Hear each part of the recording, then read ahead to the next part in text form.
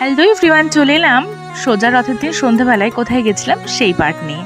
তো আমি আর মা মিলে বেরিয়ে গেছিলাম আমাদের রথতলায় রথের মেলা দেখতে। আর দেখতেই পাচ্ছ কতটা ভিড়, অ্যাজ ইউজুয়াল প্রতিবার এরকম ভিড়ই হয়।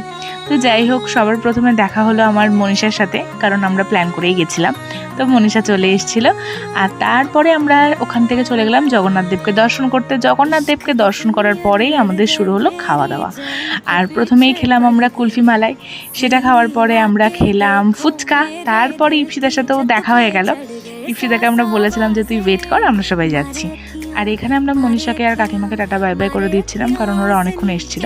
আর তারপরে আমি ইপসিতার মা মিলে খেয়ে নিলাম আবারও একটা আইসক্রিম, আর ভীষণ সুন্দর ছিল সেটা। তারপরে পিয়া পিসির সাথে দেখা হলো, সেই পিয়া পিসি আবার আমাদের খাওয়ালো এগ রোল, চাউমিন, সেগুলো খেলাম। তারপরে মনটা ঠান্ডা করতে একটা গোলাও খেয়ে নিয়েছিলাম। তো যাই হোক, অনেক খাওয়া দাওয়া সেরে আমরা বাড়ি এলাম। বাই।